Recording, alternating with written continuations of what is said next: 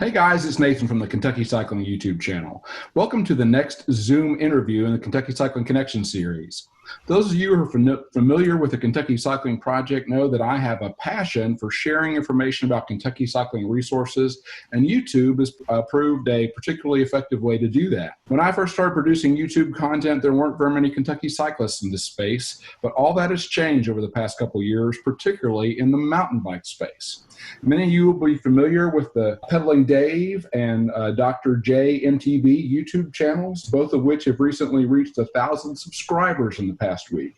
Today, I want to introduce you, if you haven't already met them, to two more Kentucky mountain bike YouTubers, both of which are producing really cool mountain bike content that take place on the trails in Kentucky and beyond.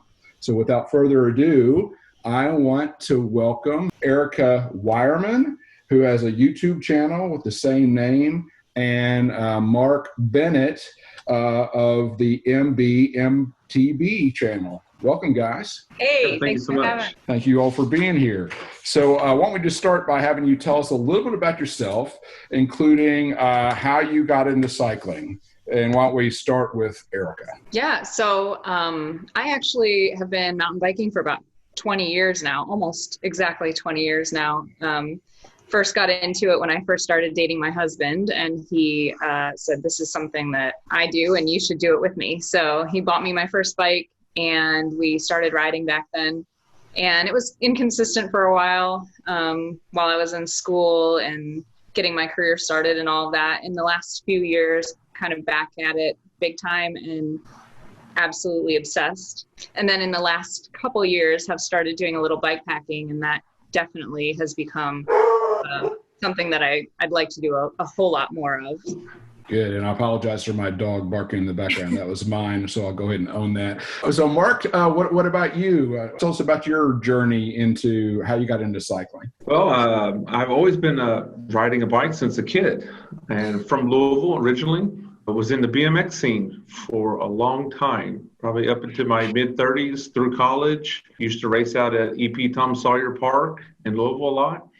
And then settled down outside Lexington in Richmond area with my wife and kind of give it up for a few years. And then after our son come along, I got back into it, but more of the road biking scene, which was quite nice, doing the tours, and would do that with my wife. It was a lot of fun. And recently, October 18, I took up mountain biking. I was getting a little concerned about cars on the road. So I don't know that missing trees is any less dangerous, but it's more enjoyable at the moment. So me and my son are both enjoying the mountain biking. Well, both of you all have referenced riding with spouses. So let me go ahead and say that I'm jealous. My wife, I'm lucky to get her on a bike once a year, if that, and I need to savor every moment of the 10 miles we do on a multi-use path somewhere. So kudos to both of you for having that history, and I think it's really cool that you're out in some of your videos, that you're out with your son, developing skills with him. So Mark, you already spoke to this, so my next question was, how have you always been mountain bikers? And you spoke to your journey into mountain biking. And Erica, your husband, I guess, was a mountain biker. Have you done other forms of cycling? You referenced bikepacking. Is that mostly on a mountain bike, or do you do other types of riding as well? Yeah, I 100 times over would rather ride on dirt than anything else. So that's always my preference. Last year, I did finally buy a secondhand gravel bike, because when the trails are closed or in the winter when things are pretty rough, sometimes pavement's your only choice. So I got a gravel bike thinking it would be kind of multi-use, and I'm really glad that I have it, but fun factor wise, there's no contest. Well, very good. So, and Eric, I noticed from your Facebook page that you're also a horseback rider and even do some show jumping. I'm curious to know, would you say that there are parallels between jumping a horse and some of the skills you use when mountain biking? Yeah, and I think it's hilarious that you picked up on that, because I do eventing in the horse world, and actually one of the reasons that I've kind of beefed back up the mountain biking in my life recently is because I had a horse with an injury. So I stopped competing for a while and filled the space with more mountain biking, and then realized it's a good filler. My bike doesn't eat anything. It doesn't require new shoes every 4 weeks, and it's all a little more under my control. You don't have to worry as much about, somebody else being involved in it. But I try to get all of my horse friends to try mountain biking, and I promise them that they have a big edge, that they already have a lot of skills, cornering skills, looking ahead, picking your line. There's a lot of parallels to be had there. And I've gotten a few to come out and enjoy a time or two on the trails.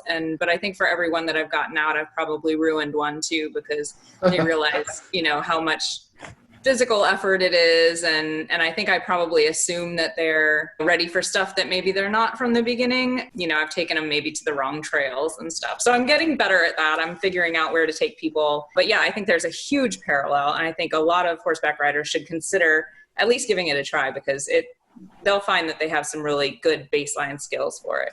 It's interesting stuff. So I'll stay with you a minute here and say, I know you've probably had what is a relatively unique mountain bike riding experience by most Kentucky cyclist standards in the form of bike packing in England and Wales. Can you tell us a little bit about that experience and how that's shaped your riding? You're brave for asking, because I could talk about it for hours, but that was what I'd been considering my midlife crisis trip. I wanted to get out and just do something really epic and fun with some friends. So we planned that trip in a relatively short period of time. And I had seen the routes that I was interested in on bikepacking.com. And they were also featured. One of them was also featured on GMBN, not last summer, but the summer before. And I'd always wanted to go to the UK, and I just thought this is like the perfect opportunity. So we threw it together real quick. We had a couple rules: as little road as possible. We wanted to get out into the countryside. We wanted to do it all self-supported and not hire a tour group or anything like that. So we took all of our own gear and we rented bikes, and we spent, 10 days. We toured around the south of England and then the Gower Peninsula in Wales. And it was unreal. I don't even have words for it. It was incredible. That's cool. Wow, that's amazing. Well, Mark, I'll ask you this one first. What would you say that your favorite kind of mountain biking is? And I can kind of guess based upon your BMX background, but I'll let you answer. Yeah, it's the downhill. Yeah, my son and I are both enjoying the downhill riding at the bigger parks now. The shuttles and the lifts up to the top is so much more enjoyable than cranking up a hill for an hour. No doubt. Yeah, I can appreciate that. Yeah, but I still enjoy the XC riding myself a lot. I mean, it's a fitness for me as well as fun. It's a good time for my son. He's just all about the fun, not so much the work. No, hey. Yeah. I'm sure we all resemble that remark at times, right? So how about you, Erica? What's your favorite kind of mountain biking? I've got to say it's a little bit cliche, but I really like it all. I get probably bored kind of easily. And so I like to go as many different places as I can. I travel a lot for work, so I generally take my bike everywhere that I go and check out local trails. Any local trail is fun the first time, even if it's not the best maintained trail or, the best flow or whatever.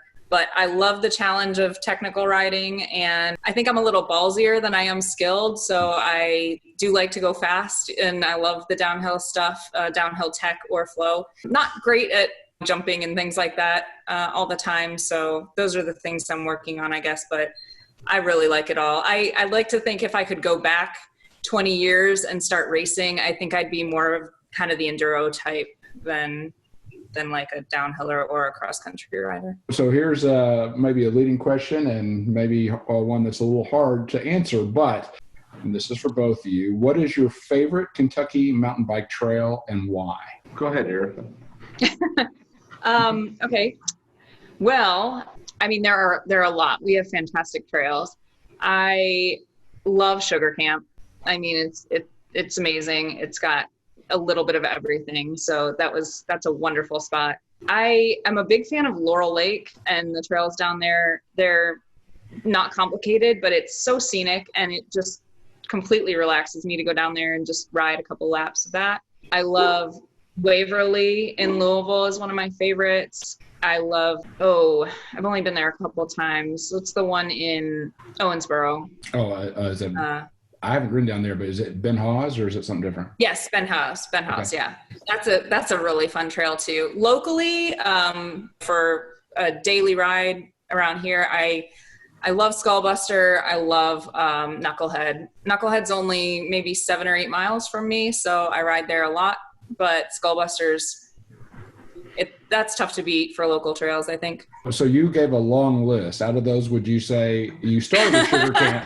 Would you say that that's your favorite, or would you? I want to press you to this question of which one is your favorite?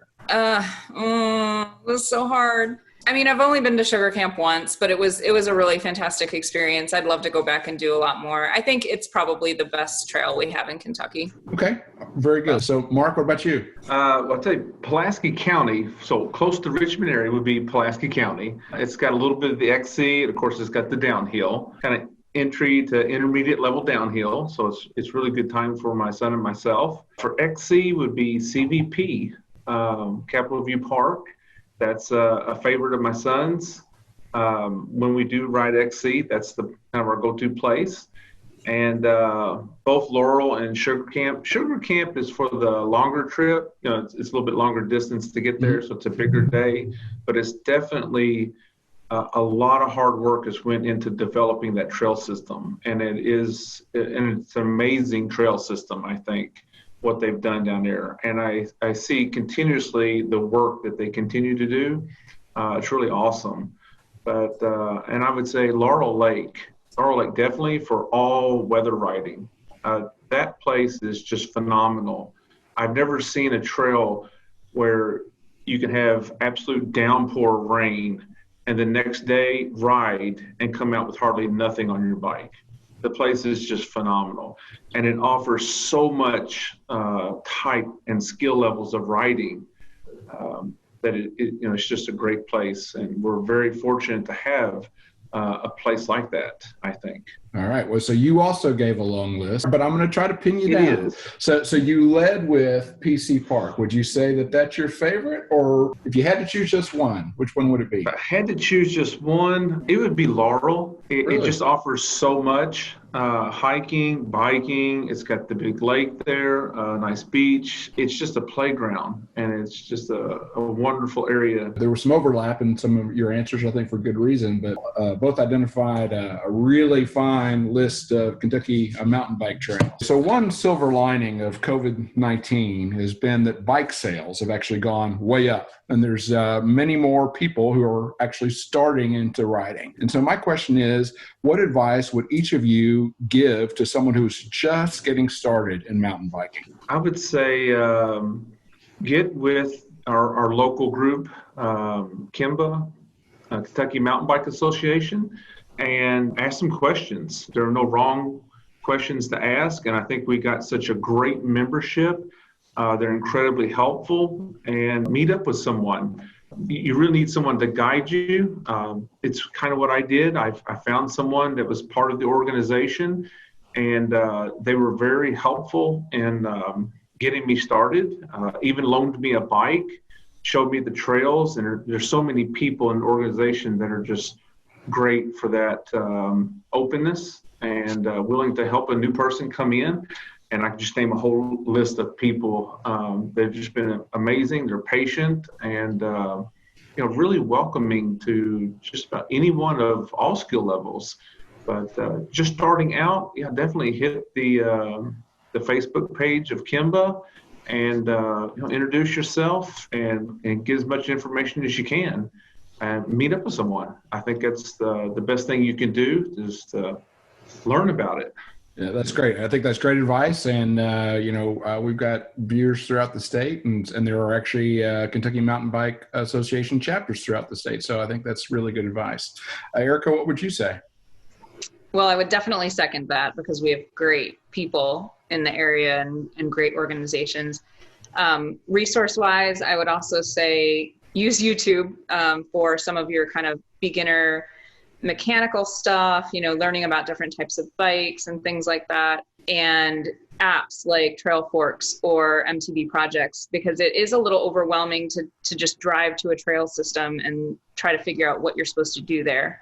Mm-hmm. So those are really good resources. But I think the number one biggest thing to me, what I always tell friends that are trying it for the first time is like, take your time in the beginning, because if you jump in and either get hurt or you're trying to go too fast and it's exhausting, or you try a trail that's too hard, sometimes the first month of mountain biking sucks. It's hard and, dirty, and stick with it. And then all of a sudden one day it'll click and it's like the most amazing thing you've ever done. So start slow and be careful. Great advice. All right. So turning our attention to each of your YouTube channels, when did you each first decide that you might like to start a YouTube channel? So I still, to this day, don't really feel like I decided to make a channel for the purpose of having people watch it or trying to get subscribers or anything like that. It kind of was a just repository of videos for me. Actually, a couple of years ago, it would have had a lot more horse show videos on it. It's an easy place to copy a link and send it to your friends and family.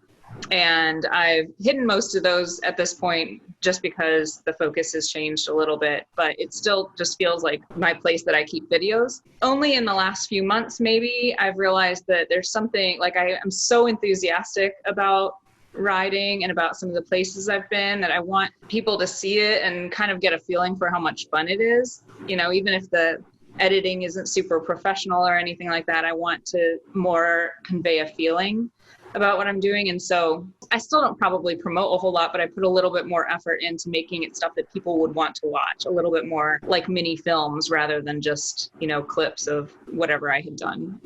So it's evolved a little bit, but I don't think that ever happened that I was like, I'm going to start a YouTube channel. Well, you're producing great content, so I'm glad that it's out there and available to folks. So Mark, what about you?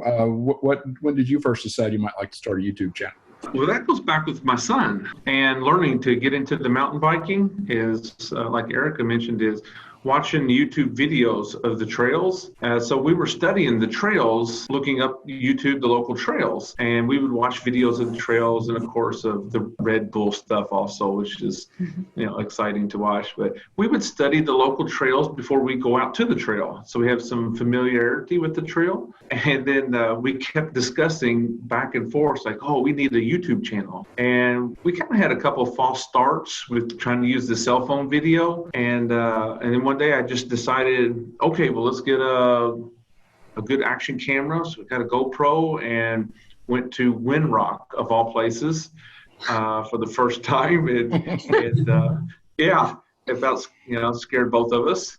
And it just started from there. And so it's with my son. He helps me edit, what's good content, what's not. I'm starting to get him to talk more in the videos, but it's just a fun time activity for me and my son, because YouTube is such a large player in, the youth today, and, young adults coming up. Like, that's just our normal thing. If you don't know how to do something, go to YouTube, where we used to go buy a book and look it up or try it the hard way. So it's just been a good, fun learning experience with him. We just do it for fun. It really wasn't to get subscriber base or anything like that. Although my son's, he's very optimistic about it. But I watch him, like, he learns so many things using the YouTube, his video games he does, or if he's out doing some project, he will go to YouTube to try and figure it out. We have so many videos of other things other than just mountain biking. Mm-hmm. I've had to buy additional storage for the computers. We film so much stuff. The mountain biking stuff is just, it's kind of something I took to heart myself. I do a really good effort with it. And it's something my son, he shows off to his friends, and then now our family gets to see it. Mm-hmm. So we talk about going mountain biking and they see it, they're like, oh, you do that stuff. What we say we do versus what we really do is there's a large disconnect there. Well, now you can prove what you did or didn't do, right? Oh yeah. Yeah. Well, cool. Let's talk a little bit about your styles, and I'll start with you, Mark. So, just as someone who watches your channel, I would say that you seem to emulate what is kind of the predominant and well-established style of sort of the big mountain bike YouTubers, be it like Seth Bike Hacks or something like this, where you include a lot of narration when you're on the bike and you're talking a lot. I would also point out that you seem to do a lot of sessioning in your videos, which is kind of cool. So you get to see, like, you mentioned your son, you get to see him attempt lines and get it, and or maybe take a fall and do it again. And so there's that sort of building skills element. I'm curious to know if you have a favorite mountain bike YouTuber whose style that you sort of sought to emulate, or how you came up with your approach toward what you're doing. Oh yeah, so we do have our favorite channels, and there's such a long list. But I would say our favorite is BKXC is up there. I personally like Skills with Phil. Okay. Excellent tutorials, and of course, Seth's Bike Hacks is a really good one. Single Track Sampler is another one. And so we are watching all of the big players for the mountain biking, and also kind of the local people as well. And I did study, it's like I'm an engineer, so I study things intently. And so my emulation of my channel comes from that study. Is not just the content, but it's what I like to see myself. I like when there's a lot of narration in it and I can follow along the story, as opposed to just seeing someone riding down the trail and everything's kind of silent. Those are okay when I'm like working at home. I'll put those on and kind of watch that type. So it's just kind of in the background. But I really like the narration and how-tos and seeing people progress in their videos. So I kind of went with that route. I also studied some of how to make YouTube videos. People put out how to get the best content, or how to use the chroma feature, or make a logo. So I tried some of that stuff, and it was an interesting learning process. My son helped me design our logo. So my activity is always around kind of centering with my son, participating with me in these activities, and it's what we like. It's just what feels good to us. Very good. So Erica, I have to tell you that I really love the videos that you produce, as they have a very cinematic feel to them, and they really capture a lot of the beauty of the places that you ride in. And you also utilize a technique that I haven't seen it other places, and that's basically using two action cams, or I assume they're probably GoPros, in a way where you can capture multiple perspectives on the bike. What seems to be, your style recently is you're wearing a GoPro, and it may be that it's forward facing, or it may be that it's, on your helmet and backward facing, but we get to see video basically of two riders cutting back and forth, riding the same trail, which really gives a very full and kind of dynamic perspective of the trail. And I have to say, you mentioned Sugar Camp Mountain, and your video of Sugar Camp, I think, is just like a cinema showcase of Sugar Camp. It's gorgeous.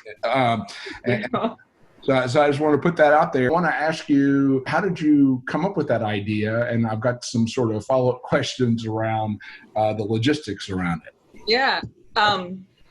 Well, I wish I had a beautiful story for that, but I was just bored with my own content. I think that strict POV stuff can get really dry after a while. And I need to start emulating people like Mark and actually narrating a little bit. I haven't gotten to the point yet where I'm not self-conscious talking to myself or talking to a camera in the woods. It's definitely on my list because, as you get a little bit better at the editing and things, you realize what you wish you would have done. And I guess it's all on the list to kind of progress this thing now. The two cameras was an idea that I got from bikepacking, because if I went in a group of 2 or 3 people and a couple of us had cameras, it tended to be that we were all just wearing our individual camera the way we normally would. Mm-hmm. And whoever was in the back never got filmed, and they were still always kind of the same perspective. And so we started tinkering with some different mounts, and just found that the video was a lot more interesting to watch if it didn't just have the same perspective the whole time.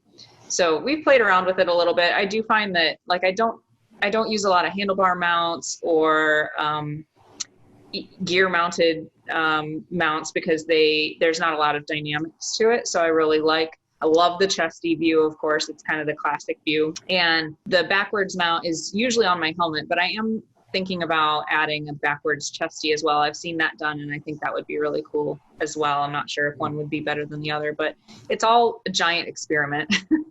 And that's great, right? I'm definitely of the opinion. I mean, I think some people, get very perfectionistic and they want to wait until they really get to a point where they put it out there. And my advice to folks would be just start, and you're going to refine your skill set, as you go a great deal. I know my own personal style has changed a lot. And I'm sure, both of your roles either has or will too. I do want to drill in a little bit on the mechanics of these two. Are they GoPros?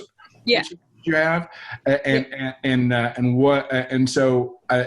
both appear to have image stabilization. So I'm assuming they're either a 7 or an 8. Yeah, I own a 7 black, and my company owns an 8, which I may borrow on occasion to take from the I have a couple friends that also have 7s, so we use those as well. So I'm interested in the logistics of how you decide when you're going to engage both cameras and how that works. Yeah, my secret is the remote. GoPro makes a remote that you can wear on your wrist, or you could wrap it on the handlebar if you wanted to. And when you press record on that remote, it starts both cameras. So you end up with 2 sets of perfectly synced video. But it's nice because then you can, when you lay things out on your timeline, it all just matches up and you can decide which sections you want shown from which perspective. Yeah, that's cool. Really cool stuff. So I want to invite people to check that out. What is the favorite video that you've made to date on your channel and why? I would say it was my last video I put out at Baker Creek in Tennessee. It was it's an accumulation of all the videos that I've done to get to that point where I started playing with some transitions and just standing and filming someone else doing the action and then redoing the action myself. And it was just the talking in the video was good. It's so difficult when you're out there to think everything to do while you're concentrating on riding the bike. And that was just come from practice. It seems like each one I do just gets a little bit better. And that one was particularly nice to see my son progress, to see him hit some features he hadn't hit before. Mm-hmm. I would say that was probably my best one so far. I feel like. That's good. Thank you. I like that answer too, because it sort of shows that you're refining your skills and growing, as you go. So Erica, what about you? Well, mine's the one from the UK. I think that I recognize that it's largely my favorite because of my memories and my emotional attachment to it. I actually have 4 copies or 4 versions of that movie. I have one that I made specifically to send as a gift to the girls who came with me. Mm-hmm. And that thing's 55 minutes long. And I don't think anybody would tolerate that because they maybe don't understand everything from the trip. It doesn't, there's no narration. It doesn't make a lot of sense probably. But then I made like a 35-minute video or something that is pretty complete. It shows, kind of all the landscapes we went through and everything. And if you can tolerate that one, good job. I think it's got some good scenery and stuff in it. But of course, at the time we were just filming POV the whole time, definitely not thinking about what I was really going to do with it, but knowing that I didn't want to lose it.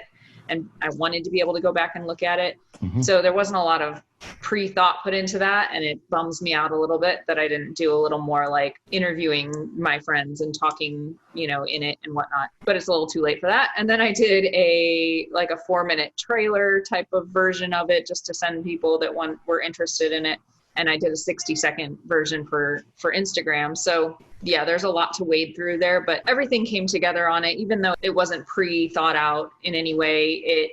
I thought the music worked well for it. The scenery was really pretty. It makes me wish I had a drone, because some of those like cliffs by the ocean just really begged for a drone. But it makes me think a lot about what I could potentially do in the future and future trips that I plan, especially the international stuff.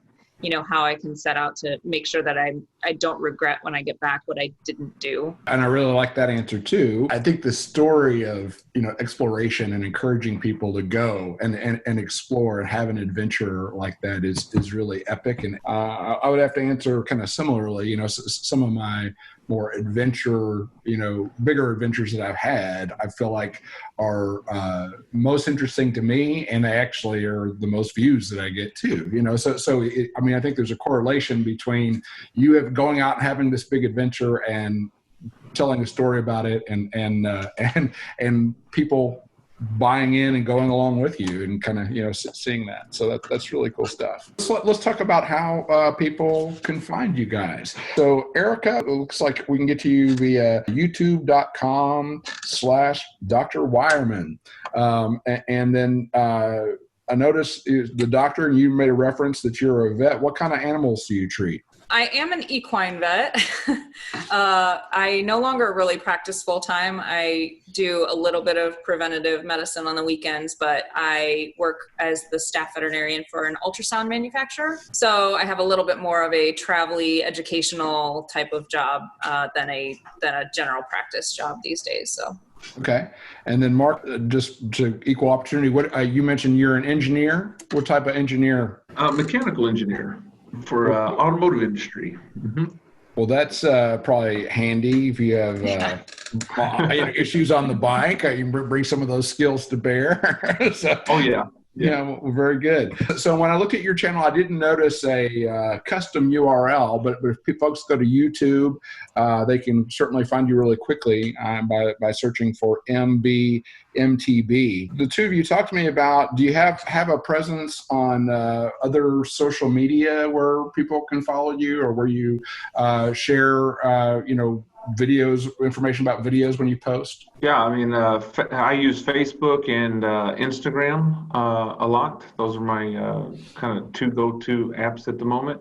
I always post where I'm going to ride on the weekend. So I try to ride every weekend, at least one day every weekend. I always post my ride, where I'm going to be. I don't necessarily post the details specifically, but when I do post it to the Kentucky Mountain Bike Association Facebook page, if someone's interested in riding, it's why I post it to the page, they can message me and I'll give them more details. And that way I can kind of judge, like, what kind of ability are they? And then I can kind of maybe select like where to ride in the area with them. So I love to show new people, like our group showed me when I was new. So I'm always inviting anyone who is new to the sport that wants to ride, doesn't know a trail, just message me off the Facebook page and we'll work it out. So what about you, Erica? Are there other places, if people wanted to follow you on social media, where they could do that? Yeah, I am on Facebook. I don't use it a whole lot other than for group stuff. I did just launch the Central Kentucky Bikepacking page on Facebook, so that's probably like the one place I am in that and the Kimbo pages. I check those a couple times a day, but I don't use Facebook a whole lot. I do use Instagram a lot. I think my handle is erica.lee is my middle name, Leigh. And that's where you can find me on Instagram. I love Instagram, so still don't post as much as I should. Well, thank you all for being on the Connection series here, and I hope that people will go and check out your channels, get ideas of get inspired of go out and hit the trails themselves. Thank you so much for having us. Thanks, Nathan. Thanks for having us. Thanks again to Erica Wierman and Mark Bennett for being guests on the Kentucky Cycling Connection series. If you enjoyed this content, please like the video and subscribe to the channel. For more mountain bike content, be sure to check out both the Trail Gnome Tours and mountain biking playlists. Thanks.